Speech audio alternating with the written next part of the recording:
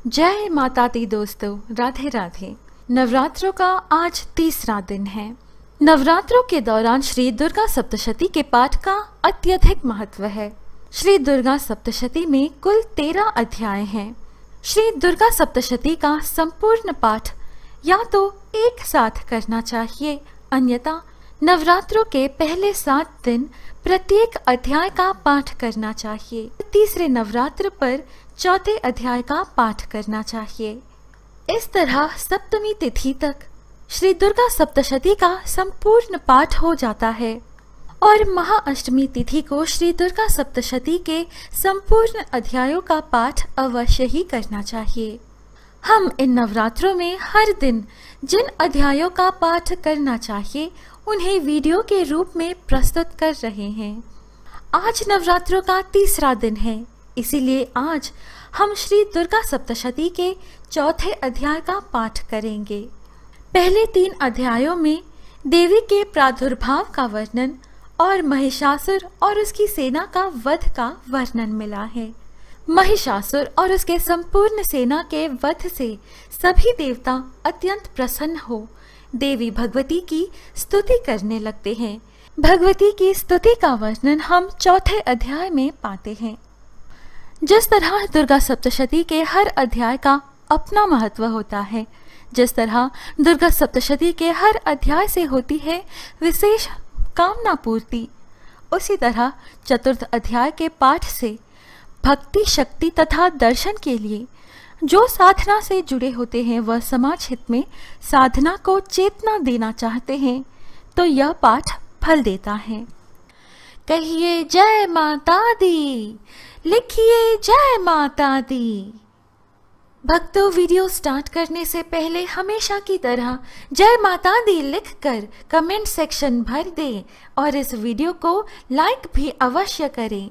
और यदि आपने अभी तक हमारे चैनल को सब्सक्राइब नहीं किया है तो यही अवसर है, अभी सब्सक्राइब कर दें। जय अम्बे गौरी, जय माता दी। श्री दुर्गा सप्तशती चौथा अध्याय। इंद्रादि देवताओं द्वारा देवी की स्तुति। महर्षि मेधा बोले, देवी ने जब पराक्रमी दुरात्मा महिषासुर और असुरों की सेना को मार दिया तब इंद्रादि समस्त देवता अपने सिर तथा शरीर को झुकाकर भगवती की स्तुति करने लगे।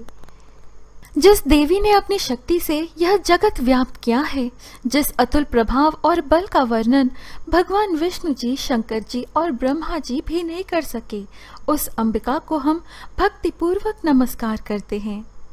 हे देवी, तुम्हारे जिस नाम के उच्चारण से संपूर्ण यज्ञों में सब देवता तृप्ति लाभ करते हैं वह स्वाहा तुम ही हो।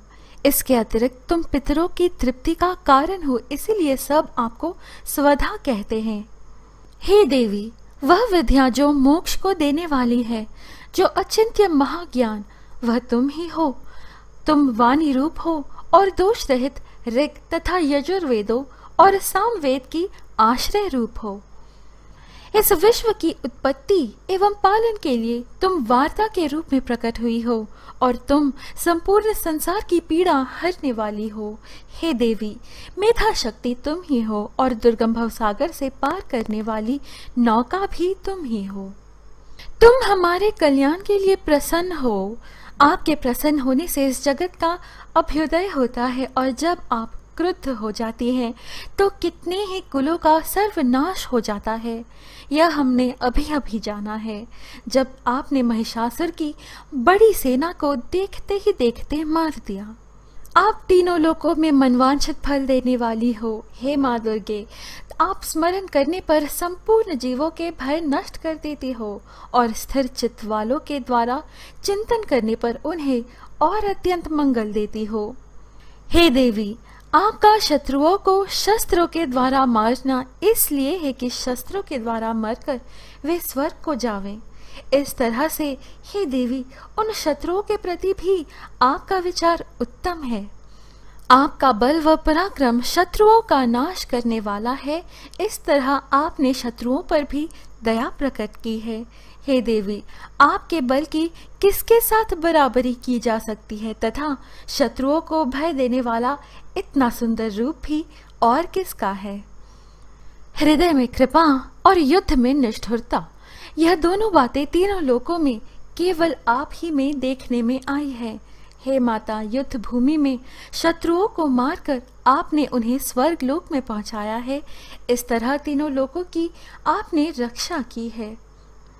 हे देवी, आप शूल तथा खड्ग से हमारी रक्षा करो तथा घंटे की ध्वनि और धनुष की टंकोर से भी हमारी रक्षा करो। हे चंडिके, आप अपने शूल को घुमाकर पूर्व, पश्चिम, उत्तर तथा दक्षिण दिशा में हमारी रक्षा करो। तीनों लोकों में जो आपके सौम्य रूप हैं तथा घोर रूप हैं, उनसे हमारी रक्षा करो।